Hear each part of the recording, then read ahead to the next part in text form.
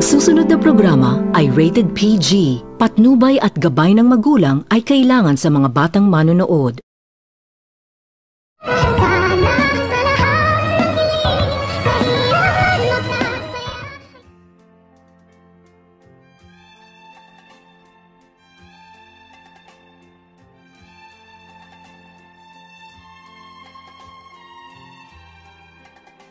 Pagkatapos nitong mag-usap ni Giselle at itong si Justin ay agad na nitong iniwanan ni Justin itong si Giselle sa kadahilanan na agad naman din nitong sinusundan ni Giselle itong si Justin dahil napamahal na rin nito ni Giselle itong si Justin kahit nalaman na nito ni Giselle ang katotohanan na hindi umano sila totoong mag-ina ay dito agad naman din nitong hinanap ni Giselle itong si Justin at dito gulat naman din itong si Giselle nang kanyang makikita na nanggigiliiti ito ng galit itong si Justin at inaway nito ni Justin ang kanyang nakilalang daddy na itong si Eric at sinumbatan nito ni Justin kung bakit umano nito sinasabi ng kanyang daddy na si Giselle umano ang kanyang totoong ina na hindi naman pala umano sila totoong mag-ina. Kung kaya't hindi ito nakakibo itong si Eric at hindi nito alam ni Eric kung ano ang kanyang gagawin. Ngayong nalaman na ni Justin ang katotohanan na ginagamit lang ito ni Eric upang makapaghiganti kay Giselle.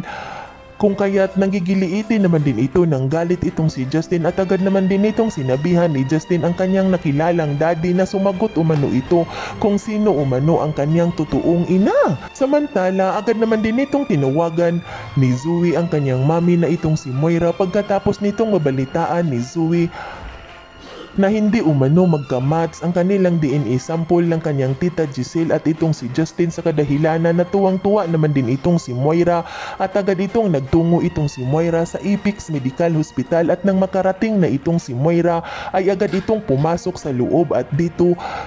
kitang-kita nito ni Moira sa kanyang dalawang mga mata kung paano umano nito sumbatan ni Justin ang kanyang daddy na itong si Eric. Bakit umano nito pinaniniwala ni Eric itong si Justin na mag-ina umano silang dalawa ni Giselle na hindi naman pala umano sila totoong mag-ina. Sa kadahilanan na agad naman itong ngumiti itong si Moira at agad naman din itong tinawagan ni Moira ang kanyang anak kung nasaan umano itong si Zoe at kailangan umano nitong pumunta ni Zoe sa lobby ng Apex Medical Hospital dahil nandoon umano sila at kasama umano nito ni Moira itong si Justin at si Eric at hindi lang umano itong si Eric at kasama pa umano nila itong si Giselle. Sa kadahilanan na dali-dali naman din itong nagtungo itong si Zoe at dito nang makarating na itong si Zoe ay agad naman din itong nagsalita itong si Moira at sinabihan nito ni Moira ang kanyang anak na nasa kanila pa rin umano pumayag ang panahon dahil pinagpala pa rin umano itong si Zoe dahil nalaman na umano ang totoo na itong si Justin ay hindi pala umano ito totoong anak ni Giselle. Yan ay ating aabangan sa susunod pa na pangyayari sa kaganapang ito ng abot kamay na pangarap. Huwag mong kalimutang isubscribe at i-hit ang notification bell ng aking channel.